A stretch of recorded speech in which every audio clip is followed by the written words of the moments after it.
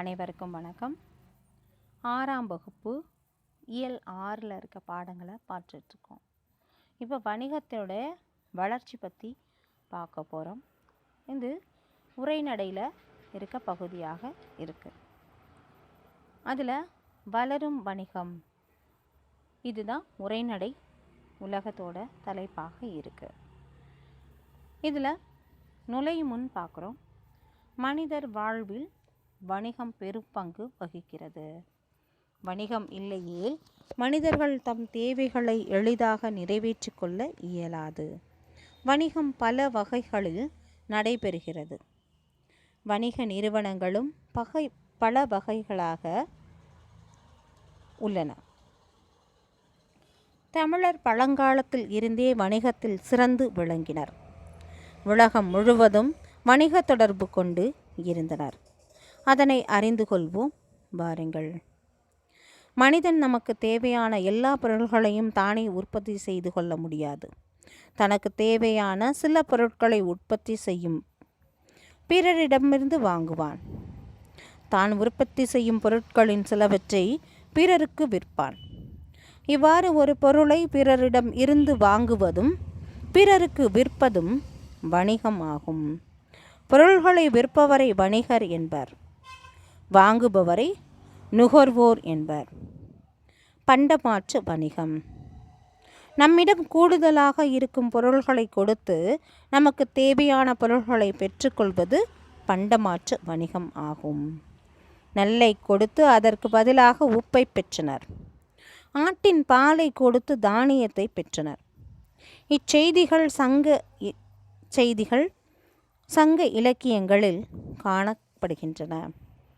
இக்காலத்தில் கூட வீட்டிற்கே வந்து பழைய செய்தித்தாள், பயனற்ற நெகிழி பொருட்கள் போன்றவற்றை பெற்றுக்கொள்கின்றனர்.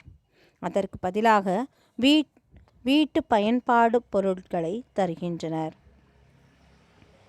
வணிகத்தின் வகைகள். வணிகத்தோட வகைகளாக வணிகத்தை தரைவழி வணிகம், நீர்வழி வணிகம் என பிரிக்கலாம். தரைவழி வணிகம் தரைவழியாக பொருட்களை கொண்டு செல்ல எருது, கழுதை, குதிரை போன்ற விலங்குகளும் வண்டிகளும் பயன்படுத்தப்பட்டன. வணிகர்கள் வண்டிகளில் பொருள்களை ஏற்றி வெளியூருக்கு செல்லும்போது குழுவாகவே சென்றனர். அக்குழுவை வணிக சாத்து என்பர். கடல் வழியாக கப்பல்கள் மூலம் பொருட்களை அனுப்புவதும் வரவழைப்பதும் நீர்வழி வணிகம் ஆகும். கப்பல்கள் வந்து நின்ற போகும் இடங்கள் துறைமுகங்கள் ஆகும். துறைமுக நகரங்கள் பட்டினம் என்றும் பாக்கம் என்றும் குறிப்பிடப்பட்டன.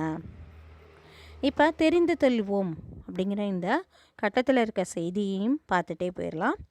தன்னாடு விளைந்த வெண்ணல் தந்து பிற நாட்டு உப்பின் கொள்ளை சாட்சி, உமனர் போகலும் என நற்றினை பாடலும், பாடலோடு வந்து கூழொடு பெயரும் என குறுந்தொகையும், பொன்னோடு வந்து கரியோடு பெயரும், பொன்னை கொடுத்து கரியை கொடுத்தாங்களாம், அதுபோல அகநானூரும் குறிப்பிடுகிறது.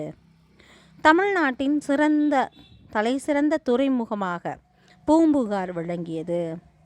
அவ்வூர் துறைமுகத்தில் பல்வேறு நாட்டு கப்பல்கள் தம் நாட்டு கொடியோடு வந்து நின்றன. அவற்றின் மூலம் வெளிநாட்டு பொருட்கள் இறக்குமதி செய்யப்பட்டன. தமிழ்நாட்டு பொருட்கள் ஏற்றுமதி செய்யப்பட்டன. வணிகத்தை தனிநபர் வணிகம், நிறுவன வணிகம் என்றும் பிரிக்கலாம். தனிநபரால் உருவாக்கப்பட்டு நடத்தப்படும் வணிகம் தனிநபர் வணிகம் ஆகும். ஒன்றுக்கும் மேற்பட்டோர் இணைந்து முதலீடு செய்து வணிகம் நடத்துவது நிறுவன வணிகம். இன்றைக்கி இதை தான் பார்ட்னர்ஷிப் அப்படின்னு சொல்கிறோம் இல்லையா? சிறு தொழிலாகவும் இதை நிறைய, அதாவது சிறு தொழில் தனிநபர் வணிகம்னா இப்போ இட்லி கடையெல்லாம் நடத்துகிறாங்க, அது தனிநபர் வணிகம்னு சொல்லலாம். ஆனால் இதே இணைந்து செய்கிறாங்க, பல பேர் சேர்ந்து இணைந்து முதலீடு செய்கிறாங்க, அது நிறுவன வணிகம்னா. இப்போ பார்ட்னர்ஷிப்பில் நிறைய பிஸ்னஸ் நடக்குது இல்லையா? ஒரு பெரிய தனியாக இட்லி கடை நடத்துகிறதா இருந்தால் தனிநபராக சொல்லலாம். ஹோட்டல் வச்சுருக்காங்க, பெரிய 5 ஸ்டார்ஸ் ஹோட்டல்ஸ் வச்சுருக்காங்க அப்படின்னா ஒரு 2-3 பேர் அதுக்கு முதலீடு போட்டிருப்பாங்க. ஒன் ஆஃப் த பார்ட்னர் அப்படின்னு சொல்லுவாங்க. அப்போ அதை என்னன்னு சொல்லுவோம்? நிறுவன வணிகம் அப்படின்னு சொல்கிறோம். அடுத்ததாக சிறு வணிகத்தை பார்க்குறோம். நம் அன்றாட தேவைகளான பால், கீரை, காய்கறிகள் போன்றவற்றை விற்பனை செய்பவர்கள் சிறு வணிகர்கள் ஆவர். இவர்கள் சிறு முதலீட்டில் பொருள்களை வாங்கி வந்து வீதிகளில் வைத்து விற்பனை செய்வர். தலையில் சுமந்து சென்று விற்றல், தரைக்கடை அமைத்து விற்றல், தள்ளுவண்டி மூலம் விற்றல் போன்ற முறைகளில் சிறு வணிகம் நடைபெறுகிறது. இன்றைக்கி நம்ம நிறைய பார்க்கலாம். நம்மளுடைய பகுதிகளில் அதுவும் கொரோனா வந்த காலங்களில் நிறைய இந்த தள்ளுவண்டி, வேனு இதிலெல்லாம் வச்சு வீட்டுக்கு பக்கத்திலே வீட்டு வாசல்லே கொண்டாந்து கொடுக்கக்கூடிய சூழ்நிலையும் உண்டு. நம்ம சந்தையில் போய் மார்க்கெட்டில் போய் வாங்கின காலங்கள் போய் நம்ம வீட்டு வாசல்லே நிறைய பொருட்கள் கிடைக்கப்பெற்றன இல்லையா? நம்மளுக்கு அது தெரிஞ்சுது. சிறு வணிகர்கள் நுகர்வோரிடம் நேரடி தொடர்பு கொள்பவர்கள் ஆவர். அடுத்ததாக நம்ம பார்க்க போகிறது பெருவணிகம். பெருந்தொகையை முதலீடு செய்து பொருள்களை அதிக அளவில் திரட்டி வைத்து விற்பனை செய்வது பெருவணிகம் ஆகும். பெருவணிகர்கள் பொருட்கள் உற்பத்தி செய்யப்படும் இடத்தில் இருந்து மொத்தமாக கொள்முதல் செய்வர். அவற்றை சிறு வணிகர்களுக்கு விற்பனை செய்வர். பெரு வணிகர்களுக்கு நுகர்வோருடன் நேரடி தொடர்பு இருக்காது. என்ன அப்படின்னா, ஒரு ஒரு ஒரு கடை தெருவில் சும்மா தள்ளுவண்டி போட்டு அதில் சிப்ஸ் விற்றா அது தனிநபர் ஒரு வணிகமாக கொள்ளலாம். அதே இப்போ லேஸ், குர்குரே அது மாதிரி ஒரு பாக்கெட்டில் அடைச்சி தமிழ்நாடு, வேர்ல்டு, இந்தியா லெவலில் கொடுக்குறாங்க. எங்கே பார்த்தாலும் அது வாங்கலாம், எங்கே வேணாலும் நம்ம வாங்கலாம் அப்படிங்கிற ஒரு நிலை இருந்தால் அது என்னன்னு சொல்கிறாங்க? பெருவணிகம்னு சொல்கிறாங்க.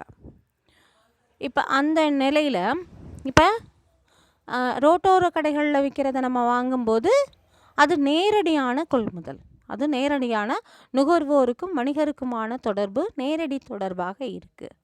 அதே நம்ம லேஸ், பிங்கோ இதெல்லாம் வாங்கும்போது என்னவா இருக்குது? எங்கேயோ இருப்பாங்க அந்த முதலாளி, அந்த ஃபேக்ட்ரிஸ் எல்லாம் வேறு இடத்துல இருக்கும். நம்மளுக்கும் அதாவது நுகர்வோருக்கும் வணிகருக்கும் உண்டான தொடர்பு என்னவாக இருக்கும்? குறைவானதாக இருக்கும், இல்லாமலே கூட இருக்கலாம். அதுதான் இங்கே சொல்கிறாங்க. ஏற்றுமதியும் இறக்குமதியும்.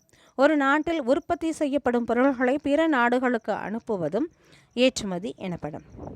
பிற நாடுகளில் இருந்து பொருட்களை வாங்குவது இறக்குமதி ஆகும். பழங்காலத்தில் தமிழ்நாட்டில் இருந்து தேக்கு, மயில் தோகை, அரிசி, சந்தனம், இஞ்சி, மிளகு போன்றவை பிற நாடுகளுக்கு ஏற்றுமதி செய்யப்பட்டன. சீனாவிலிருந்து கண்ணாடி, கற்பூரம், பட்டு போன்றவை இறக்குமதி செய்யப்பட்டன. அரேபியாவில் இருந்து குதிரைகள் வாங்கப்பட்டன. ஏற்றுமதியும் இறக்குமதியும் இவ்வாறு தான் இருந்தது. வணிகத்தில் நேர்மை. அக்கால வணிகர்கள் நேர்மையாக தொழில் செய்தனர் என்பதை தமிழ் இலக்கியங்கள் எடுத்து காட்டுகின்றன. வணிகம் செய்வாருக்கு வணிகப் பேணி பிறவும் தமபோல் செய்யின் என்னும் திருக்குறள் வணிகரின் நேர்மையை பற்றி கூறுகிறது. வணிகர்கள் பொருளை வாங்கும்போது உரிய அளவை விட அதிகமாக வாங்க மாட்டார்கள். பிறருக்கு கொடுக்கும்போது அளவை குறைத்து கொடுக்க மாட்டார்கள். எனவே வணிகரை நடுவு நின்ற நன்னெஞ்சினார் என பட்டினப்பாலை பாராட்டுகிறது. இணைய வழி வணிகம். இன்றைக்கி நெட்டில் பார்க்குறோம் இல்லையா? அமேசான் இல்லையா, ஃப்ளிப்கார்ட் எல்லாமே பார்க்குறோம். கடைகளுக்கு சென்று பொருள்களை வாங்க நேரம் இல்லாதவர்களுக்கு இணைய வழி வணிகம் உதவுகிறது. இணையதளம் மூலம் பொருள்களை விற்பனை செய்யும் நிறுவனங்கள் பல உள்ளன. அவற்றின் இணையதள பக்கத்தில் நமக்கு தேவையான பொருள்களை பற்றிய விவரங்கள் இருக்கும். பொருள்களின் தரம், விலை, சிறப்பு ஆகியவற்றை பிற நிறுவன பொருட்களோடு ஒப்பிட்டு பார்க்கலாம். நமக்கு பிடித்த பொருட்களை நம் வீட்டிற்கே வரவழைக்கலாம். பொருளை பெற்றுக்கொண்ட பிறகு பணம் செலுத்தலாம். மின்னணு பரிமாற்றம் மூலமும் பணத்தை செலுத்தலாம். அதாவது ஏடிஎம், பேடிஎம் சொல்கிறோம் இல்லையா, பேங்க், நம்ம இப்போல்லாம் நம்மளுடைய மொபைல்லேருந்தே பேடிஎம் பண்ணுறோம். வணிக பண்டமாற்று முறையாக தொடங்கியது, பணத்தை பயன்படுத்தும் முறையாக வளர்ந்தது. இன்று மின்னணு பரிமாற்றம் செய்யும் அளவிற்கு உயர்ந்துள்ளது. வருங்காலத்தில் வணிகத்தில் இன்னும் பல புதுமைகள் வரக்கூடும் அப்படிங்கிறத நம்ம எதிர்பார்க்கலாம். வணிகத்துடைய வளர்ச்சி நிலையும், ஏற்றுமதி இறக்குமதி, வணிகத்துடைய வகைகள் என்ன, இன்றைக்கி வணிகம் அப்படிங்கிறது எப்படி இருக்குது அப்படிங்கிறதெல்லாம் இந்த பகுதியில் பார்த்தோம். நன்றி, வணக்கம்.